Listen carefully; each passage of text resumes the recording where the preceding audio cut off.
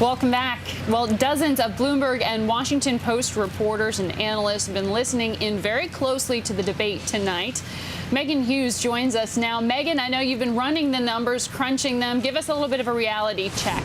Who stretched the truth tonight? Well, it's not just me, Margaret. 40 people were involved here. Reporters from the Washington Post, Bloomberg News, Bloomberg Government. Let's start out topic number one, Herman Cain's 999 plan that we've been talking so much about. Cain says it would eliminate the current U.S. tax code and instead tax sales, gross income, and businesses all at 9%. Let's take a listen to him talking about that.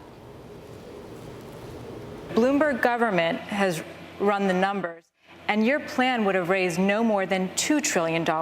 And even with that shortfall, you'd still be slapping a 9% sales tax on food and medicine. The problem with that analysis is that it is incorrect. So you heard it there, Margaret. He says, Cain saying that Bloomberg's analysis of his plan is, quote, incorrect. He says later in the debate that it's because they start with assumptions that we don't make. But our reality check team, Margaret, pointed out Cain hasn't released any public analysis, though he says one has been done. He hasn't detailed the assumptions that his campaign is using. So under the data publicly available right now, here's what Bloomberg calculated.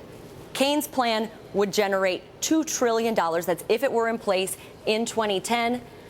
Now, compare that to the $2.2 trillion that the government collected this year. So our team found his claim incorrect. Now let's talk number two about Mitt Romney trying to attack Obamacare. That's, of course, the 2010 health care law that Obama signed. Let's take a listen to Romney's claim.